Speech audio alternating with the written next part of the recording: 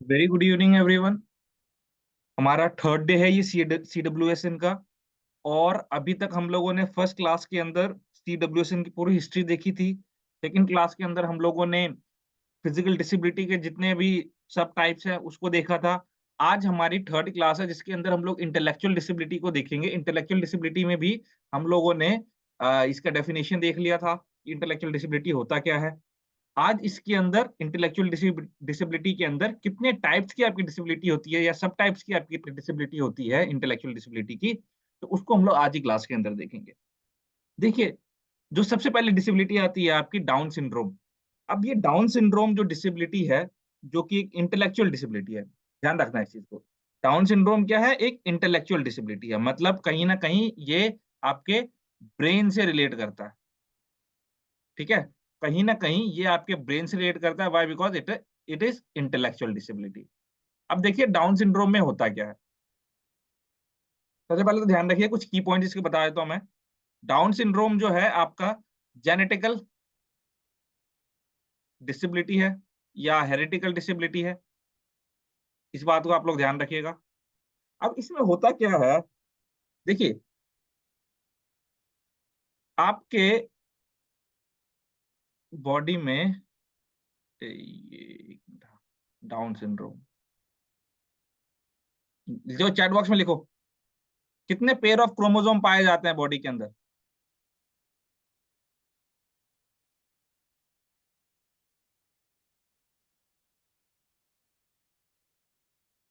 ठीक है, 23 pair of chromosome,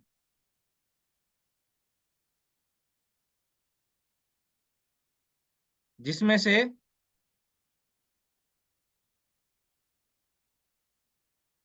23 good, जिसमें से 22 जो होते हैं इसको हम लोग ऑटोसोम बोलते हैं। और एक जो होता है आपका सेक्स क्रोमोसोम होता है, जो लास्ट वाला होता है, दैट इज सेक्स क्रोमोसोम। यही आपका सेक्स डिटरमाइन करता है, वो भी हम लोग देखेंगे आने वाली क्लास के अंदर। ओके, तो डाउन सिंड्रोम में क्या होता है कि जो आपके 21 नंबर वाला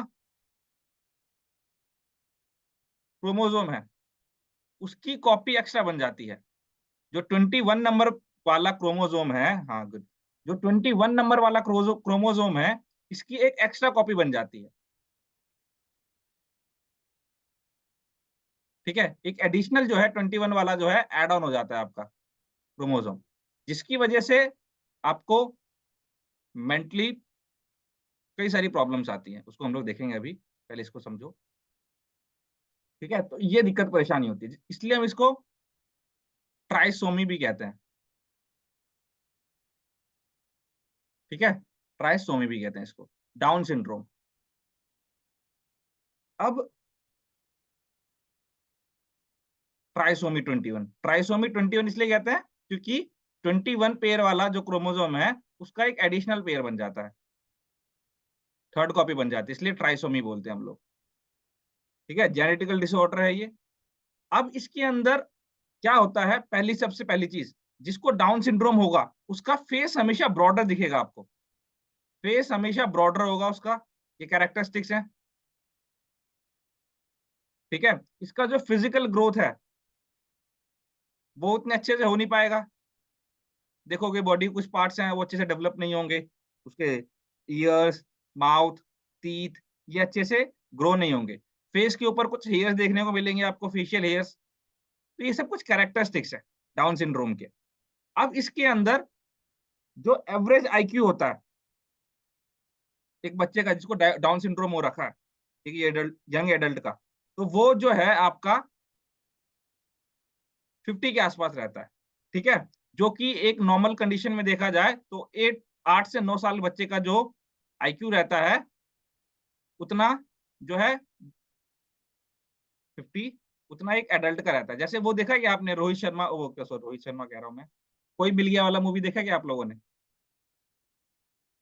है ना, वो बड़ा तो हो जाता है कोई मिल गया मूवी में रोहित, लेकिन एज तो बड़ा हो जाता है वो, लेकिन उसके माइंड माइंड में क्या होता है, डेवलप नहीं होता उसका।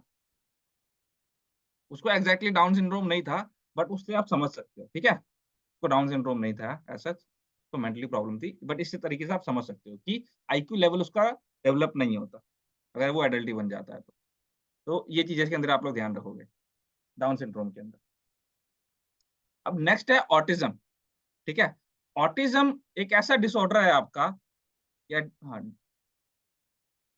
Autism, autism spectrum disorder. Autism क्या होता है कि ये स्टार्टिंग में बच्चे के अंदर आपको इसके कैरेक्टरिस्टिक दिखने लग जाएंगे अप टू 3 इयर्स, 3 इयर्स तक, ठीक है। अब इसमें होता क्या है कि एक इंडिविजुअल को कम्युनिकेशन करने में प्रॉब्लम आता है। आप लोगों ने देखा होंगे कुछ ऐसे लोग, कुछ ऐसे बच्चे कि वो सही से कम्युनिकेट नहीं कर पाते किसी से, सही से बात नहीं कर पाते, बात करेंगे भी तो कुछ उल्टी-सीधी बात करने लग जाते हैं, ठीक है?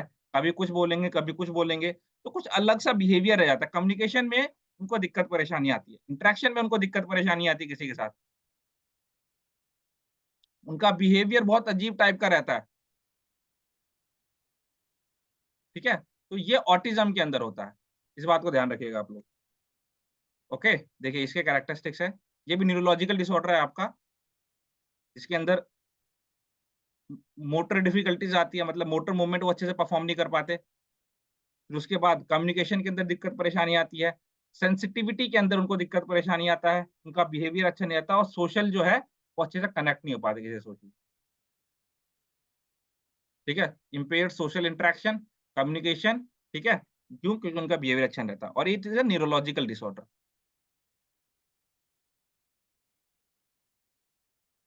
न्यूरोलॉजिकल डिसऑर्डर मतलब ये आपके न्यूरॉन्स में दिक्कत परेशानी आ रही है, ठीक है? इसको हम लोग देखेंगे अभी आगे धीरे-धीरे करके मैं आपको सारी चीज़ बताता रहूँगा। थोड़ा-सा जब हम पढ़ेंगे एक्सरसाइज फिजियोलॉजी तो उसके अंदर और अच्छे से देखेंगे तो आपको समझ आ जाएँगी।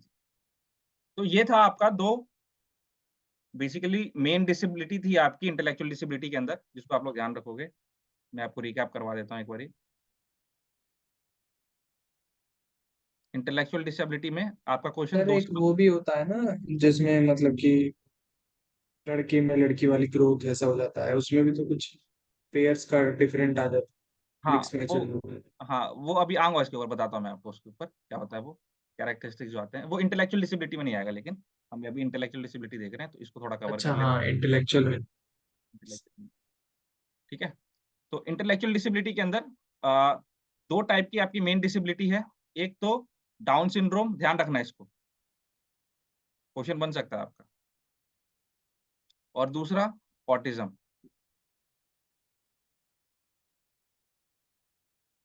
स्पेक्ट्रम डिसऑर्डर, ठीक है? डाउन सिंड्रोम में क्या होता है, आपका ब्रॉड फेस रहता है, कैरेक्टरिस्टिक लिख लीजिएगा। फेशियल हेयर हो जाते हैं बॉडी के ऊपर,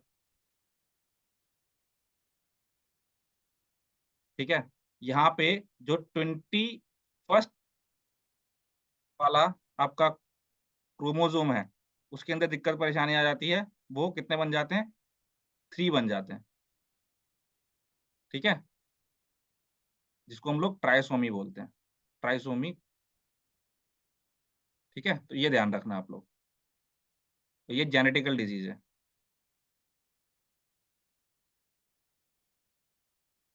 डिसेबिलिटी है ये, ठीक है? ये कैरेक्टरिस्टिक्स हैं इसके। इतनी बड़ी-बड़ी लाइन नहीं लिखनी है आपने, इस तरीके से बस लिखना है। ऑटिज़्म क्या है? ये आपको 3 इयर्स तक ये देखने को मिल जाएगा। 3 इयर्स में बच्चे के अंदर कैरेक्टरिस्टिक देखने को मिल जाएँगे। और क्या-क्या कैरेक्टरिस्टिक्स? सोशल इंटरेक्शन अच्छे से नहीं हो पाता, मोटर मूवमेंट अच्छे से नहीं हो पाता इसका, मोटर कंट्रोल अच्छे से नहीं रहता, ठीक है? तो ये सब कैरेक्टरिस्टिक्स हैं आपके ऑटिज़्म के,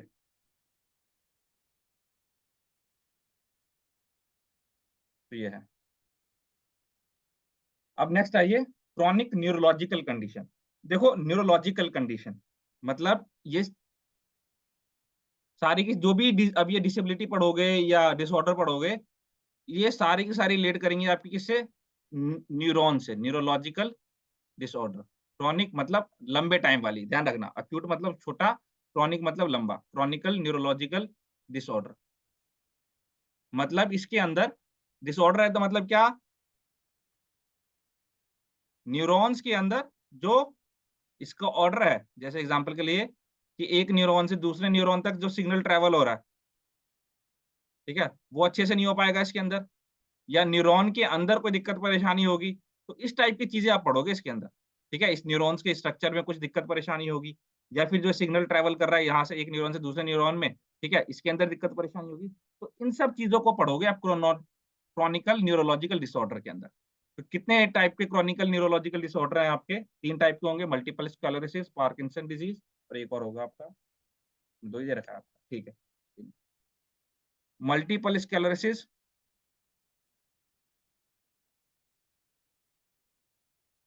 स्क्लेरोसिस इस, ठीक है, और दूसरा है पार्किंसन डिजीज।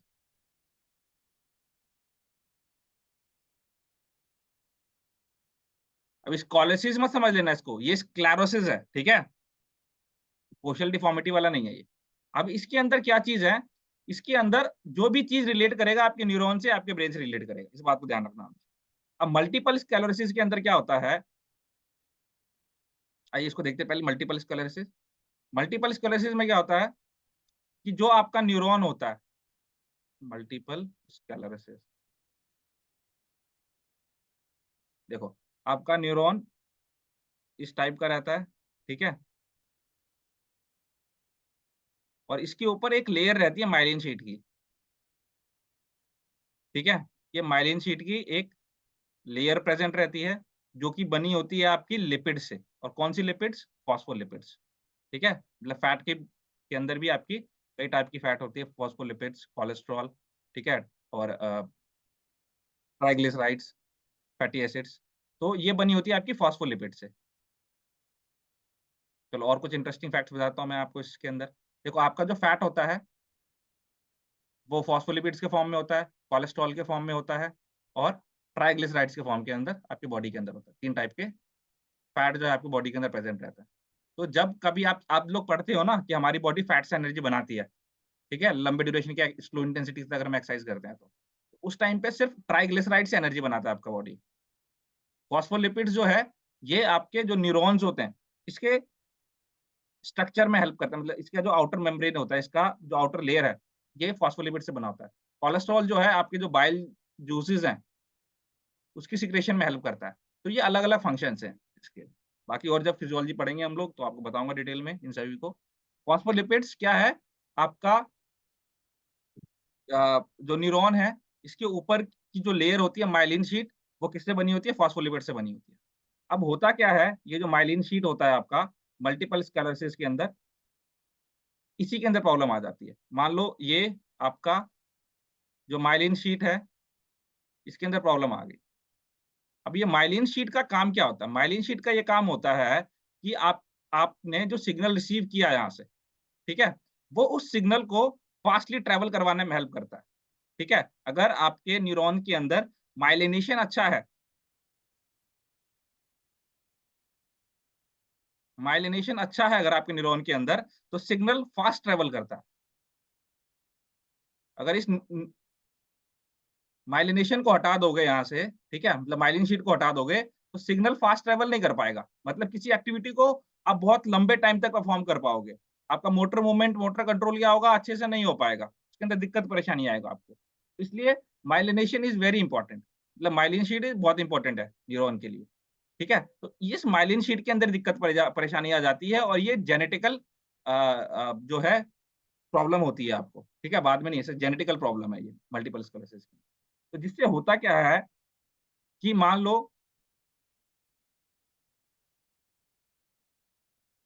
ये न्यूरॉन, ये आपका स्केलेटल मसल का सेल है। अब यहाँ से सिग्नल तो जनरेट हो गया कि हाँ, इस मसल को कॉन्ट्रैक्ट करवाना है। लेकिन सिग्नल जनरेट होने के बाद ये सिग्नल यहाँ तक आ ही नहीं पा रहा अच्छे से, ठीक है? यहाँ तक आ ही नहीं पा रहा, तो कॉन्ट्रैक्शन ही नहीं हो पाएगा आपका। तो ये प्रॉब्लम आती है आपको मल्टीपल स्क्लेरोसिस के अंदर। Got it? अब देखो इसके अंदर क्या होता है, inflammatory inflammation of your nervous system, जिसकी वजह से आपका जो माइलिन शीट है एक्सॉन के अराउंड जो रहता है, उसके अंदर दिक्कत परेशानी हो जाती है, जिसकी वजह से जो आपके ब्रेन और ये स्पाइनल कॉर्ड है, इसका कनेक्शन अच्छे से नहीं हो पाता, और जब इसका कनेक्शन अच्छे से नहीं हो पाया, तो फिर ये मोटर कंट्रोल भी जो है आपका, मोटर मूवमेंट जो है आपका, वो भी अच्छे से नहीं हो पाता, ठीक है? तो आपके ब्रेन का, स्पाइनल कॉर्ड का या फिर आपके मसल्स का, ब्रेन से या स्पाइनल कॉर्ड से कनेक्टिविटी जो है, वो खराब हो जाती है, डिस्टर्ब हो जाता है। इसको हम लोग मल्टीपल स्क्लेरोसिस कहते हैं, ठीक है? स्कोलिसिस नहीं, वो नहीं है, स्क्लेरोसिस पोर्शन डिफॉर्मिटी वाला नहीं है, ध्यान रखना है इस चीज़ को। This is multiple sclerosis. इसके अंदर आपकी नर्व क्या कहते हैं, माइलिन शीट के अंदर डैमेज हो जाता है। Got it? सर नेक्स्ट ये है माइलिन पार्किंसन। शीट जो होती है ये इंफॉर्मेशन को फास्ट ट्रैवल करने में हेल्प करती है। Yes, correct, absolutely correct. देखो होता क्या है, अगर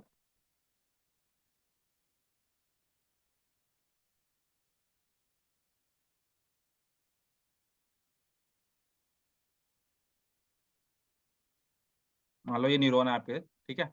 अब अगर माइलिन शीट प्रेज़ेंट है इस न्यूरॉन के अंदर, तो आपका सिग्नल जो है ना, समझ लो इस तरीके से जंप करता है, फास्ट जंप करता है, ठीक है? ऐसे फास्ट जंप करके फास्टली मूव करता है, और ये जो फास्टली मूव करता है ना, तो उसके लिए भी एक टर्म है, स्पेसिफिक टर्म, जिसको हम लोग बोलते हैं saltatory conduction. Saltatory saltatory conduction, ठीक है? तो ये क्यों हो जाता है? माइलिनेशन की वजह से होता है, माइलिन शीट की वजह से ही होता है। ओके? इस बात को ध्यान रखना। नेक्स्ट है पार्किंसन डिजीज़। अच्छा, आप लोग बोलते हो कि यार ये बुड्ढा सटका मतलब सठिया गया है। क्यों बोलते हो ऐसा? और होता क्यों है उनको?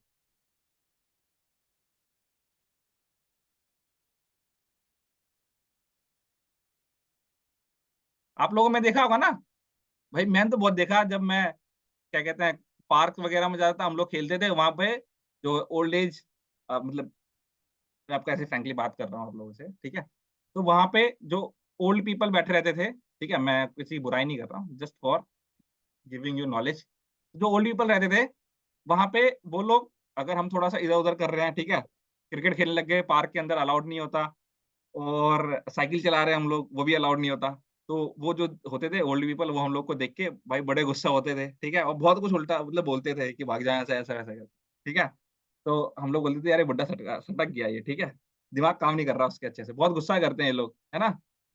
तो ये सब चीज़ पहले तो नहीं होता, लेकिन जैसे-जैसे वो ओल्ड होते रहते हैं, उनके अंदर आप क्या देखोगे कि प्रॉब्लम्स आती रहती है। वो चीज़ों को सुनते नहीं अच्छे से, अपने आप कुछ ना कुछ बोलने लग जाएँगे। क्यों होता है ऐसे?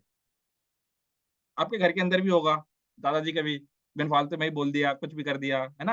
या रोड्स वगैरह पे देखते होंगे आप लोग, और बोलते हो यार ये बुड्ढा सठिया गया ये। क्यों होता है ऐसे?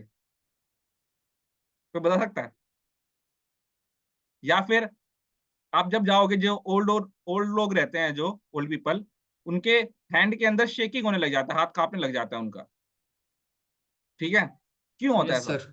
क्यों होता है ऐसा? सर वो ऑक्सीजन नहीं पहुंच पाता फिंगर टिप्स तक क्योंकि एल्वेलाई उतनी मतलब एफिशिएंट नहीं रहती।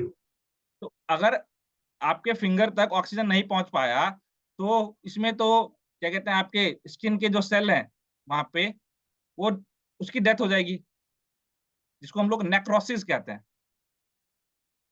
शेकिंग से क्या लेना-देना हो गया इसका? सर ठीक है? मतलब उतनी ज्यादा नहीं पहुंच पाती, ऐसा नहीं नहीं कि पहुँच बिल्कुल। पाती, हाँ, तो क्या कहते हैं, नेक्रोसिस होता है स्पेशली, वहाँ पे आपको डार्क-डार्क देखने को मिल जाएगा। स्मोकिंग में सर यही कॉज था मतलब जो स्मोक करते हैं उनके फिंगर्स वगैरह शेक करते हैं ना वो इसलिए था स्मोकिंग में तो ये था। ठीक है, चलो कोई नहीं, अभी समझ आ जाएगा थोड़ा-सा। और बताओ? नहीं पता? चलो देखिए, होता क्या है मैं आपको बताता हूँ। Parkinson disease. देखिए, जैसे-जैसे आपकी एज बढ़ती रहती है ना, ध्यान रखिएगा, 30 के बाद, 30 इयर्स के बाद कई सारी चीज़ मैं आपको बताता हूँ। अ मैं ना एक चीज़ और भी बताता हूँ, आप लोग आगे भी आप लोग पढ़ोगे, कुछ चीज़ें ना बता दूँ इसके अलावा देखो। If you want to get married, do before 30, 35 के अंदर तो कर ही लेना, 35 के आगे नहीं जाना। अगर 35 के आगे चले जाते हो, तो there is highly chance that your children will get down syndrome. बहुत चांस होता है, ध्यान रखना इस चीज़ को, ठीक है? तो इस बात को ध्यान रखना, if you want to get marry do it before 30 32, नहीं तो बहुत दिक्कत परेशानी है। क्योंकि 30 के बाद आपके बॉडी के अंदर जो भी फिजियोलॉजिकल कंडीशंस है उसके अंदर बहुत डिक्लाइन आता है आपका, चाहे मेल हो चाहे फीमेल। ठीक है, इसके अंदर डिक्लाइन आता है जो भी आपके फिजियोलॉजिकल एस्पेक्ट्स हैं, बट कहीं ना कहीं 30 के बाद आपकी जो मेंटल स्टेट है, mental state in the sense कि आपका पेशेंस लेवल, इन सब चीजों के अंदर इंप्रूवमेंट आती है। बट अप टू 45, 45 के बाद इसके अंदर भी डिक्लाइन आना है, 40 या 45, इसके बाद आपका फिजियोलॉजिकल प्लस मेंटल स्टेट दोनों के अंदर डिक्लाइन आना स्टार्ट हो जाता है। अब जब 40 45 के बाद डिक्लाइन आना स्टार्ट हो जाता है ना, आपके क्या कहते हैं मेंटल स्टेट के अंदर भी, तो उसी कंडीशन को पार्किंसन डिजीज बोलते हैं। इसमें क्या होता है कि जो आपके हेल्दी सेल्स हैं बॉडी के अंदर, बेसिकली ब्रेन के अंदर जो आपके हेल्दी सेल है, बेसल गैंग्लिया,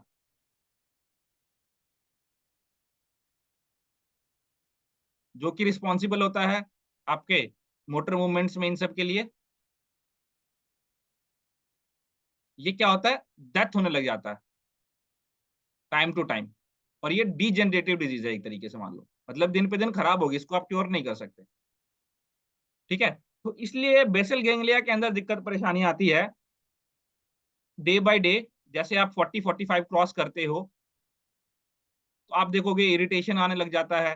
ठीक है, कंट्रोल अच्छे से नहीं हो पाता आपके बॉडी के अंदर, शेक होने लग जाता है, ट्रैम्बलिंग बोलते हैं उसको, ट्रैमर।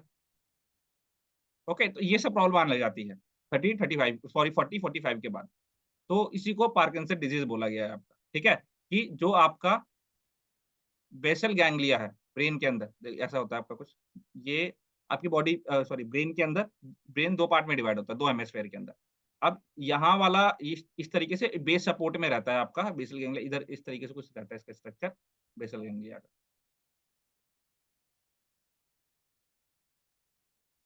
ओके, तो ये चीज है इसके अंदर, इसी को पार्किंसन डिजीज बोला जाता है। तो अच्छे से आपका बॉडी के अंदर कंट्रोल वगैरह नहीं रहता बेसल गैंग्लिया में, दिक्कत परेशानी आने की वजह से जो हेल्दी सेल्स हैं वो डैमेज होने लग जाते हैं। देखो ये रहा। और दूसरा डोपामाइन है ना, वो लोग देखोगे खुश नहीं रहते उसके बाद। वाई? बिकॉज ऑफ जो डोपामाइन है, इस न्यूरो के अंदर भी डेफिशिएंसी आने लग जाती है। और एक चीज और ध्यान रखना आप लोग, डोपामाइन इंडिविजुअल तो वर्क करता है, बट साथ में कई और न्यूरो है, उनके साथ मिलकर भी काम करता है ये डोपामाइन। तो उसके अंदर भी दिक्कत परेशानी आने लग जाती है आपको। तो ये इसी को हम लोग पार्किंसन डिजीज बोलते हैं। ठीक है, तो ये कौन सा है, प्रोग्रेसिव डिजीज है। प्रोग्रेसिव डिजीज मतलब कि डीजनरेटिव डिजीज, मतलब कि दिन पे दिन ये डिजीज जो है वो प्रोग्रेस करेगी, मतलब दिन पे दिन खराब होती रहेगी। ओके, किससे रिलेट करता है, आपके नर्वस सिस्टम से, जिसमें ट्रेमर मतलब शेकिंग वगैरह हो जाता है, मस्कुलर रिजिडिटी हो जाती है, आ, आपका मूवमेंट अच्छे से नहीं हो पाता, इम्प्रेसाइज मूवमेंट हो जाता है। चीफली मिडिल एज और एल्डरली पीपल, मतलब 40 45 से लेके अबव वाले जो आते हैं आपके। ठीक है, जैसे कि आपका बेसल गैंग्लिया के अंदर डी जनरेशन, और आपके न्यूरोट्रांसमीटर कौन से, डोपामाइन के अंदर डेफिशिएंसी। ये होता है आपका पार्किंसन डिजीज के अंदर। मल्टीपल स्क्लेरोसिस में क्या, माइलिन शीट में दिक्कत परेशानी, इसके अंदर क्या, बेसल गैंग्लिया और डोपामाइन के अंदर दिक्कत परेशानी। तो ध्यान रखना इस चीज। ये था आपका क्रॉनिक न्यूरोलॉजिकल कंडीशन। तो सर न्यूरॉन्स उतने एफिशिएंटली वर्क नहीं करते इसलिए शेक करता है। क्या चीज, शेकिंग का कह रहे हो आप? न्यूरॉन्स जो है, हाँ, इसीलिए शेक करता है क्योंकि न्यूरॉन्स वर्क नहीं कर पा रहे उतना एफिशिएंटली। देखो अभी पढ़ोगे आप, एक ऑल नन लॉ होता है, अभी बताऊं ना बताऊं, चलो ठीक है, देखो ध्यान दो, हल्का फुल्का बताता हूँ मैं। देखो आपके जो ब्रेन है ना, वो आपके ब्रेन के अंदर ना जो सिग्नल्स हैं, वो सिग्नल्स की बम्बार्डमेंट होते रहते हैं, फटाक, मतलब इतने सिग्नल जाते हैं, यू कांट इवन थिंक, आप सोच भी नहीं सकते कि कितने फ्रिक्वेंटली आपके ब्रेन के अंदर सिग्नल जाते हैं, और कितने फास्टली आपके ब्रेन से वो सिग्नल आपको बोलते हैं, आपके मसल्स को बोलते हैं कॉन्ट्रैक्ट करने के लिए। अब इसमें क्या होता है कि आपका ब्रेन के, जैसे मैंने कल की क्लास में भी आपको बताया था कि हर एक ब्रेन का पार्ट आपका हर एक अलग अलग एक्टिविटी के लिए रिस्पॉन्सिबल है। मोटर कॉर्टेक्स जो है आपकी मोटर मूवमेंट के लिए रिस्पॉन्सिबल होता है। ओके, तो होता क्या है कि एक तो आपके न्यूरॉन की एफिशिएंसी डिक्रीज हो जाती है, न्यूरॉन सेल्स जो है उसकी एफिशिएंसी डिक्रीज हो जाती है। दूसरा जो कहानी है, जो आपका मोटर कॉर्टेक्स है उसके अंदर प्रॉब्लम आ जाता है आपको, ठीक है। तो उन दोनों के कंबाइन कॉम्बिनेशन से, और जो आपका ब्रेन के अंदर पार्ट रिस्पॉन्सिबल होता है बैलेंस कोऑर्डिनेशन इन सब के लिए, इसके अंदर भी दिक्कत परेशानी आती है, जिसकी वजह से आपको शेकिंग होने लग जाता है। ओके, तो इंडिविजुअल न्यूरॉन से भी हो सकता है आपको, और आपका न्यूरॉन प्लस आपके ब्रेन के जो पार्ट्स हैं इसकी वजह से भी आपको हो सकता है। तो दोनों कंडीशन में आपको हो सकता है तो प्रॉब्लम, ठीक है। सर ऐसा फिक्स तो नहीं होता होगा ना कि मतलब इस एज के बाद हो ही जाएगा, नहीं नहीं मतलब नहीं, कोई फिक्स एक्सेप्शंस भी नहीं है। होते होंगे, हाँ बिल्कुल एक्सेप्शन है, जरूरी नहीं है, ठीक है। जैसे सर बट वो टॉम क्रूज है। हाँ, अगर आप वर्कआउट वगैरह करते हो, अच्छे से एक्सरसाइज करते हो, तो you will be healthy for the long term. Okay, तो ये देखो, ये रहा नॉर्मल नर्व सेल था आपका, और ये देखो नर्व सेल विद स्क्लेरोसिस। तो ये जो माइलिन शीट है इसके अंदर दिक्कत परेशानी है, इसकी वजह से कॉन्ट्रैक्शन आपका अच्छे से हो नहीं पाता। तो ये सारी चीजें हैं आपकी, ये स्टेजेस थे आपके पार्किंसन डिजीज की, दिन पे दिन खराब होने लग जाता है आपका। अब आते हैं blood disorder. Okay, blood disorder, यहाँ से क्वेश्चन बहुत बनता है आप लोगों का, ध्यान दीजिएगा। समझ आ रहा है ना? Yes sir. Okay, blood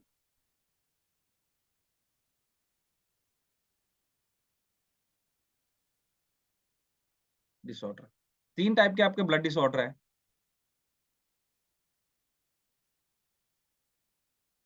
haemophilia,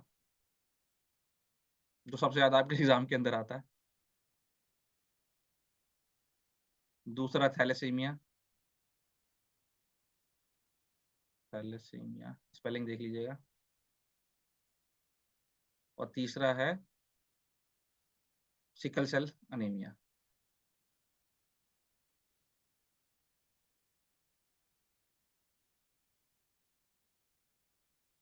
देखिए, हेमोफीलिया क्या है, एक जेनेटिकल डिजीज है।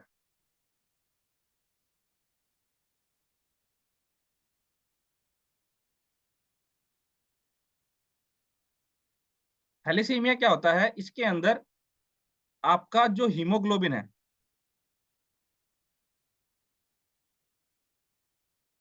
उसके अंदर दिक्कत परेशानी आती है। सिकल सेल अनीमिया में क्या होता है कि जो आपका आरबीसी का स्ट्रक्चर है, ठीक है, उसके अंदर प्रॉब्लम आ जाती है। आरबीसी का स्ट्रक्चर मान लो इस तरीके से रेड होता, रेड मतलब इस टाइप का गोल टाइप का आपका थोड़ा सा ओवल टाइप का स्ट्रक्चर रहता है, बड़ा प्यारा सा।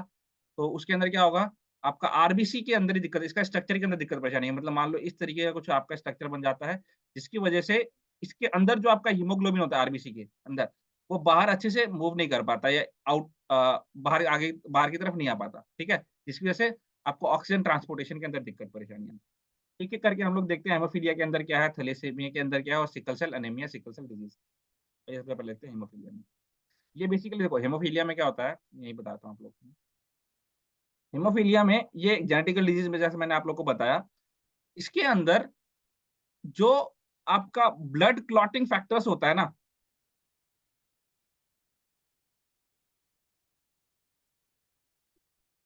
वो प्रेजेंट नहीं रहता, जिसकी वजह से अगर आपको ब्लीडिंग हो रहा है तो वो कंटिन्यूसली होने लग जाता है। अब देखो, जेनेटिकल डिजीज, जेनेटिकल डिजीज होता कैसे है ना, हम बार बार सुन रहे हैं जेनेटिकल डिजीज, जेनेटिकल डिजीज। चलो थोड़ा सा इसको बता भी देता हूँ मैं आप लोगों को, ठीक है। इनहेरिटेबल या जेनेटिकल डिजीज है जो सिर्फ मेल में पाया जाता है, या तो मेल में होगा, या फिर मदर से उसके मेल चाइल्ड में ही होगा। बड़ी इंटरेस्टिंग फैक्ट है ये, कि भाई या तो मेल में ही होगा, या मेल से अगर बच्चा मेल पैदा हुआ है तो उसी के अंदर होगा ये बड़ा इंटरेस्टिंग है ना, कि ये होगा कैसे, कि मेल में ही होगा, और मेल से उसके अगर मेल बेबी हुआ मम्मी से तभी होगा, लड़की हुई तो नहीं होगा। अब होता है कैसे, तो इसके लिए आपको सबसे पहले समझना पड़ेगा।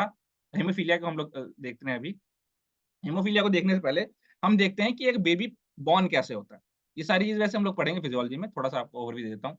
देखो, आपको जैसे सभी को पता होगा, मेल और फीमेल,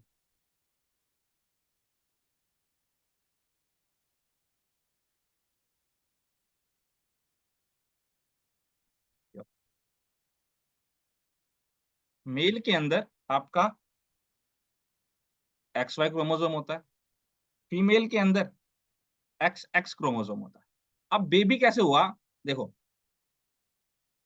मान लो इनका फिजिकल इंटरकोर्स हुआ, फिजिकल इंटरकोर्स होने के बाद अगर स्पर्म, ठीक है, जैसे कि होता क्या है, इसमें 23 पेयर ऑफ क्रोमोसोम होता है आपका, ठीक है, जिसके अंदर 22 आपका ऑटोसोम प्लस जो लास्ट वाला पेयर है ये आपका सेक्स क्रोमोसोम होता है, जैसे मैंने आप लोगों को बताया। तो ये मान लो मेल का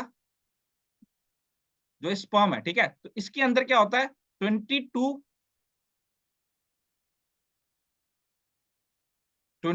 प्लस एक्स क्रोमोसोम, ठीक है, 23 हो गया आपका, 22 प्लस वाई क्रोमोसोम, ये ट्रैवल करता है फीमेल बॉडी में, ठीक है।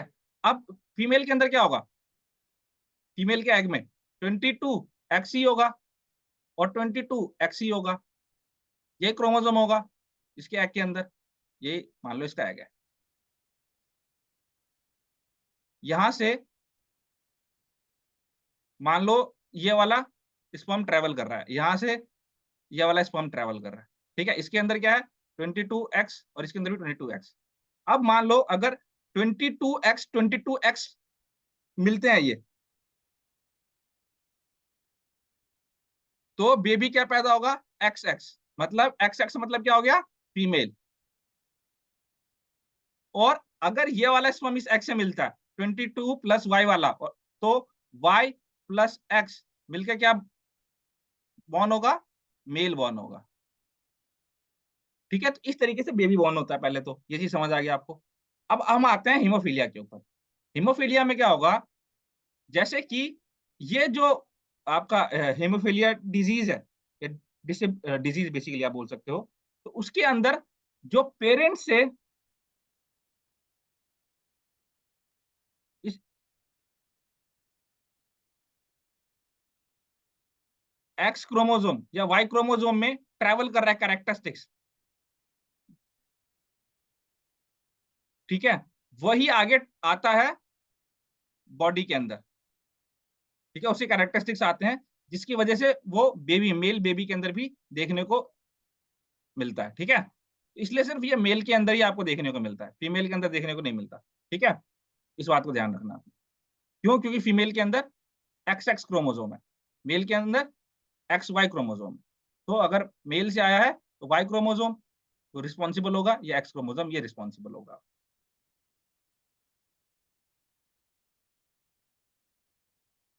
ओके, तो इनहेरिटेबल डिजीज है, और ये सिर्फ मेल को होता है, या फिर वुमेन से उसके मेल चाइल्ड को ही होगा, जिसके अंदर क्या दिक्कत परेशानी आती है आपकी, अगर ब्लड क्लॉटिंग हो रही है तो वो अच्छे से हो नहीं पाता, ब्लड क्लॉटिंग फैक्टर जो है आपके वो प्रेजेंट नहीं रहता, ठीक है, जैसे फिब्रोनोजन और कई सारे आपके ब्लड क्लॉटिंग फैक्टर, टोटल 12 होते हैं आपके blood clotting factor as per here NCERT. मतलब अगर आप देखते हो साइंस की बुक देखते हो 11th 12th की एनसीईआरटी की, उसके हिसाब से 12 आपके क्लॉटिंग फैक्टर्स होते हैं, तो वो प्रेजेंट नहीं है, जिसकी वजह से आपके ब्लड क्लॉटिंग जो है वो अच्छे से हो नहीं पाता, लंबे टाइम तक आपका ब्लड जो है वो फ्लो होता नहीं रहता, कट अगर लग गया आपको तो ये हो गया। दूसरा है थैलेसीमिया। थैलेसीमिया क्या होता है आपका, ये भी इनहेरिटिकल डिसऑर्डर है, इसके अंदर आपका हीमोग्लोबिन ही प्रेजेंट नहीं रहता या बहुत कम प्रेजेंट रहता। अब देखो थैलेसीमिया में क्या होगा,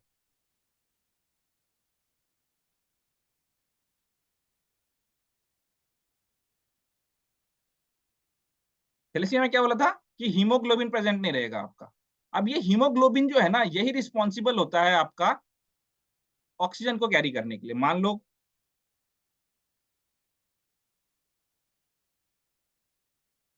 ये,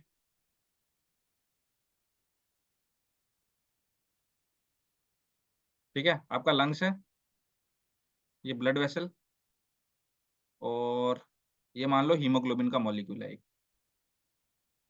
ठीक है, ये हीमोग्लोबिन का मॉलिक्यूल है, ये हीमोग्लोबिन का मॉलिक्यूल है। ये क्या करता है, नॉर्मल कंडीशन का बता रहा हूं मैं आपको, फिर इसके बाद थैलेसीमिया के पे आऊंगा। हीमोग्लोबिन क्या करता है, यहाँ से आपके ऑक्सीजन को कैरी करता है, O2 आता है यहाँ पे, और एक हीमोग्लोबिन के ऊपर 4 ऑक्सीजन के मॉलिक्यूल लगते हैं, ठीक है, इस तरीके से मान लो एक हीमोग्लोबिन के ऊपर 4 ऑक्सीजन के मॉलिक्यूल कैरी करता है ये, और फिर ये ट्रेवल करता है तो बॉडी के अंदर, ओके, और आपके फिर ये हार्ट तक यहाँ पे आ जाता है, फिर पूरे बॉडी के अंदर आपका पंप आउट, ठीक है, ऑक्सीनेटेड ब्लड के फॉर्म में बन जाता है। तो थैलेसीमिया में क्या होता है भाई, ये जो हीमोग्लोबिन है, ये मान लो आपके बॉडी के अंदर हो गई कमी इसकी, ये हीमोग्लोबिन ही गायब, तो ये ऑक्सीजन भाई कहाँ से कैरी करेगा, है ना? जब हीमोग्लोबिन ही नहीं है यहाँ पे तो ऑक्सीजन कहाँ से कैरी होगा? तो या तो रिड्यूस्ड हीमोग्लोबिन रहता है आपके बॉडी के अंदर, या फिर हीमोग्लोबिन अगर नहीं रहेगा तो वो बच्चा तो बहुत जल्दी डेथ हो जाएगा। तो हीमोग्लोबिन का जो कंसंट्रेशन है बॉडी के अंदर आपके, ठीक है? तो वो डिक्रीज़ हो जाता है, रिड्यूस हो जाता है, जिसकी वजह से बहुत सारी प्रॉब्लम हो सकती है आपको, आपकी बॉडी के अंदर, ठीक है? तो ये होता है थैलेसीमिया के अंदर कि रिड्यूस्ड हीमोग्लोबिन हो जाता है, ये ध्यान रखना है थैलेसीमिया। और ये क्या है? जेनेटिकल डिज़ीज़ है, ये भी जेनेटिकल डिज़ीज़ है। ये मेल फीमेल किसी को भी हो सकता है, दोनों में से। नेक्स्ट है सिकल सेल डिजीज या सिकल सेल अनीमिया। ओके, अब सिकल सेल अनीमिया में क्या होता है, यहीं पे समझाता हूँ मैं आपको। नहीं, चलो इसको रहने देता हूँ। सिकल सेल अनीमिया या डिजीज आप बोल सकते हो। इसमें क्या होता है, मान लो ये सेम आपका, ठीक है, लंग्स, और यहाँ पे हमने बना दिया ब्लड वेसल, ठीक है। अब देखो नॉर्मल जो आपका आरबीसी का स्ट्रक्चर रहता है, वो कुछ इस टाइप का स्ट्रक्चर रहता है,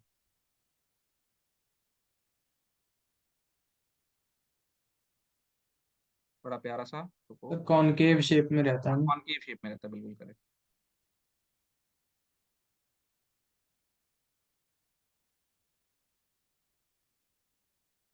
कुछ ऐसा इस टाइप का रहता है, ठीक है।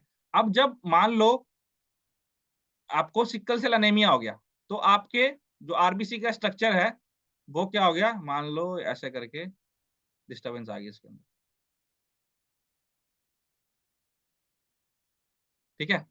तो इसकी जो मेम्ब्रेन रहती है आरबीसी की, ठीक है, ये जो मेम्ब्रेन है, यहाँ से हीमोग्लोबिन जो है, मान लो ये आपके आरबीसी के अंदर हीमोग्लोबिन प्रेजेंट रहता है, इसके अंदर आपका हीमोग्लोबिन प्रेजेंट रहता है, वो बाहर अच्छी तरह से नहीं आ पाता आपके आरबीसी से, ठीक है, जिसकी वजह से ये ऑक्सीजन कैरी नहीं कर पाता और फिर अंदर जा भी नहीं पाता आपके आरबीसी का, मतलब तो कई सारी दिक्कत परेशानी आती है आपको सिकल सेल एनीमिया में, ठीक है। तो आपके आरबीसी का स्ट्रक्चर ही चेंज हो जाता है, ठीक है, इसके स्ट्रक्चर में दिक्कत आ जाती है, आरबीसी के स्ट्रक्चर में दिक्कत परेशानी आ जाती है, साइज छोटा हो जाता है इसका, ठीक है। मान लो नॉर्मली एक, अगर एग्जाम्पल के लिए बोल रहा हूँ कि एक आरबीसी के अंदर नॉर्मली जो है, नॉर्मल कंडीशन में एक आरबीसी के अंदर मान लो ये आरबीसी है आपका, इसके अंदर 10 हीमोग्लोबिन के मॉलिक्यूल है नॉर्मल कंडीशन में। तो अगर आपको सिकल सेल एनीमिया है, तो इसी के अंदर ये 10 हीमोग्लोबिन के मॉलिक्यूल घट के सिर्फ 2 या 3 प्रेजेंट रहेंगे आप। तो देख रहे हो, ये दिक्कत परेशानी आता है आप। तो अगर कम हीमोग्लोबिन है, तो डेफिनिटली आपका ऑक्सीजन कम कैरी होगा यहाँ से, और ऑक्सीजन अगर कम कैरी हुआ है, तो आपको दिक्कत परेशानी होगी बहुत ज़्यादा, ठीक है। और इसके स्ट्रक्चर में दिक्कत परेशानी आती है, इसके अंदर ये ध्यान रखना, सिकल सेल एनीमिया के अंदर। और ये भी जेनेटिकल डिजीज है आपकी। तीनों के अंदर डिफरेंस बता लिया। Cell membrane of RBC resulting release of haemoglobin, ठीक है, destruction in the cell membrane of RBC. इस बात को ध्यान रखना आप लोग। सिकल सेल एनीमिया, हेमोफीलिया में क्या भाई, ये सिर्फ मेल के लिए है, और ये blood clotting factor. Thalassaemia RBC के अंदर दिक्कत परेशानी, सॉरी क्या कहते हैं, इसके अंदर आपका हीमोग्लोबिन, और इसके अंदर आरबीसी का जो मेम्ब्रेन है, उसके अंदर दिक्कत परेशानी, जिसकी वजह से हेमोग्लोबिन के अंदर दिक्कत पड़े। तो ये डिफरेंस भी आपको पता होना चाहिए तीनों के अंदर क्या है। और ये तीनों क्या है, हेरिडिकल डिजीज है। ओके, नेक्स्ट है नेचर ऑफ डिसेबिलिटीज। तो तीन टाइप की आपकी डिसेबिलिटीज के नेचर है। पहला लर्निंग डिसेबिलिटी, दूसरा इंटेलेक्चुअल, और तीसरा फिजिकल डिसेबिलिटी। तो हम लोगों ने अभी जस्ट इंटेलेक्चुअल डिसेबिलिटी पढ़ा है, हम लोगों ने फिजिकल डिसेबिलिटी इससे पहले वाली क्लास के अंदर पढ़ लिया है। अब हमें देखना है लर्निंग डिसेबिलिटी। आज की क्लास के अंदर हम लोग क्या देखेंगे, लर्निंग डिसेबिलिटी। ओके, तो लर्निंग डिसेबिलिटी को ये देखते हैं। तीन मेजर डोमेन्स में आपकी डिवाइड किए गए नेचर ऑफ डिसेबिलिटीज को, लर्निंग, इंटेलेक्चुअल और फिजिकल डिसेबिलिटी। तो let's start the learning disabilities. यहाँ तक सभी को क्लियर है, कोई दिक्कत परेशानी पहले बताइए, समझ आ रहा है? देखो चैट बॉक्स में। लर्निंग वाला इंटेलेक्चुअल का ही पार्ट होगा या ये अलग है? देखो, लर्निंग डिसेबिलिटी जो है आपकी, इट्स अ, आप कह सकते हो इंटेलेक्चुअल डिसेबिलिटी अगर किसी को है, तो उसको लर्निंग डिसेबिलिटी होगी, ठीक है, या फिर कॉग्निटिव डिसेबिलिटी होगी। जो क्लासिफिकेशन आप अलग अलग तरीके से कर सकते हो। वहां पे अगर किसी को डाउन सिंड्रोम है, तो डाउन सिंड्रोम है उसको, तो इस केस में उसको पढ़ने में दिक्कत परेशानी आती है, ठीक है, क्योंकि उसके ब्रेन के अंदर मेमोरी स्टोर नहीं हो पाएगा अच्छे से, तो दिक्कत परेशानी आएगी। तो learning disability is the definitely part of the intellectual disability, ठीक है, बट उसको हम लोग एज सच इसके अंदर देखते नहीं है। It is a sign and symptom of intellectual disability, learning disability, ठीक है Ankush. Yes sir. Okay, basically cognitive disability बोल सकते हो आप उसको। आपको ना बस इनका मतलब पता होना चाहिए कि हाँ लर्निंग डिसेबिलिटी में क्या चीजें हैं, टर्म्स आपको पता होना चाहिए आपके एग्जाम पॉइंट ऑफ व्यू से। लर्निंग डिसेबिलिटी के अंदर क्या होता है, किस चीज की दिक्कत परेशानी आती है, मेनली आपको रिमेंबर, याद करने में दिक्कत परेशानी आती है, कोई नया चीज सीखने में दिक्कत परेशानी आती है, कॉन्सेंट्रेशन में दिक्कत परेशानी आती है आपको, अंडरस्टैंडिंग में दिक्कत परेशानी आती है आप। और किन किन चीजों के अंदर, जैसे कि आपके मेमोरी में दिक्कत परेशानी, प्रॉब्लम सॉल्व करना चाहते हो, कोई अटेंशन पे नहीं कर पाते, रीडिंग के अंदर, मैथ्स कॉम्प्रिहेंशन के अंदर कोई सॉल्व करना चाहते हो, विजुअल कॉम्प्रिहेंशन के अंदर, है ना, कि देख के आप जो है किसी चीज को अच्छे से समझ नहीं पाते। अच्छा, जरा ये बताओ मुझे, आप लोगों को बोलता हूँ, आप लोगों में से किस किस को लर्निंग डिसेबिलिटी है? सर सारी चल रही है फिलहाल तो। लर्निंग डिसेबिलिटी किस किस को है आप में से, चैट बॉक्स के अंदर लिखो। लर्निंग डिसेबिलिटी में क्या होता है मैं आपको बता देता हूँ, फिर आप लोग बताइएगा। इसके अंदर जो चीज आप पढ़ते हो वो आपको याद नहीं रहता, ठीक है, बुक के अंदर कुछ देख रहे हो लेकिन ब्रेन के अंदर वो चीज आ नहीं रहा आपके अच्छे से, ठीक है, इस टाइप की दिक्कत परेशानी किसको है आप में से? सर रिमेम्बरिंग डिसेबिलिटी है। रिमेम्बरिंग डिसेबिलिटी है, ठीक है, याद नहीं रहता, ओके। ओके, लेकिन ये आपको डिसेबिलिटी नहीं है, ये सभी के अंदर प्रेजेंट रहता है, ओके, बट जो डिसेबिलिटी होती है उसके अलग कंडीशंस होते हैं, ठीक है, उनको अलग प्रॉब्लम होती है, आप लोगों को डिसेबिलिटी नहीं है। वो सर इंस्टाग्राम की रील भी याद नहीं कर पाते होंगे ना। बिल्कुल बिल्कुल। तो आइए देखते हैं लर्निंग डिसेबिलिटी में क्या होता है।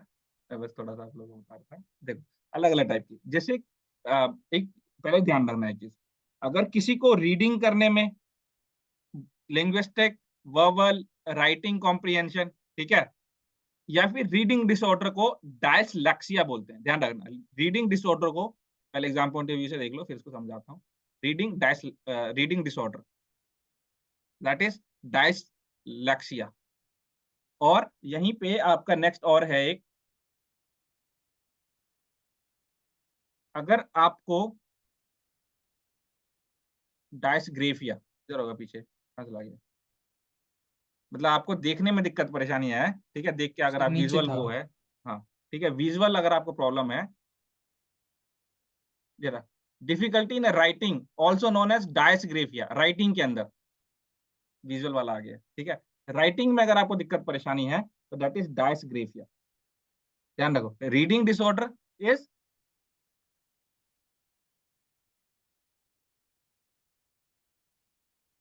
डायसलेक्सिया, और राइटिंग डिफिकल्टी या डिसऑर्डर इज डायस्ग्राफिया। डायस्ग्रेफिया, ठीक है, तो ये टर्म्स अच्छे से ध्यान रखना आप लोग। और अगर मैथ्स कॉम्प्रिहेंशन, मैथ्स में अगर आपको दिक्कत परेशानी आ रही है, डिफिकल्टी है, तो डाइस कैलकुलिया, ठीक है, कैलकुलिया, इस ध्यान रखना, मैथ्स कॉम्प्रिहेंशन। तो ये तीन टर्म पहले ध्यान रखना आप लोग, अपने कॉपी के अंदर लिख, ध्यान से लिख लेना, कौन कौन से तीन टर्म है।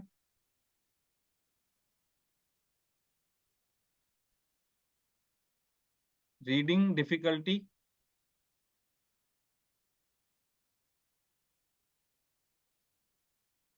That is डायस्लेक्सिया।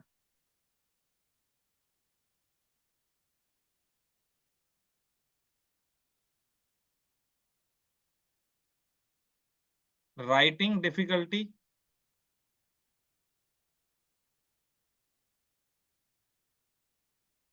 डायस्ग्रेफिया। और अगर, मैथ्स वाला। हाँ, मैथमेटिकल डिफिकल्टी, डाइस कैलकुलिया। हाँ, डाइस कैलकुलिया। डाइस कैलकुलिया। ठीक है, फिजिकल एजुकेशन वालों को बहुत होती है डाइस कैलकुलिया। ओके, मैथ से बहुत डर लगता है उन लोगों को। तो ये चीज है, 3 टर्म्स ध्यान रखना आप लोगों के लिए बहुत इंपॉर्टेंट है।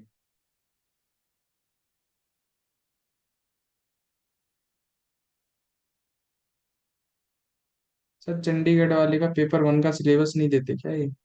मैंने भेजा आपको क्वेश्चन पेपर, ठीक है, उससे आइडिया लग नहीं सर, जाएगा। सिलेबस पेपर वन का। सिलेबस दिया है ना उसके अंदर, चीजों को लिखा हुआ है। चलो इसको फिर क्योंकि कर सर लेते वो हैं। मैथ्स में ना ज्यादा चीजें नहीं पूछ रहे हैं, वो मेरे चार ख्याल नंबर से के कुछ ही टॉपिक्स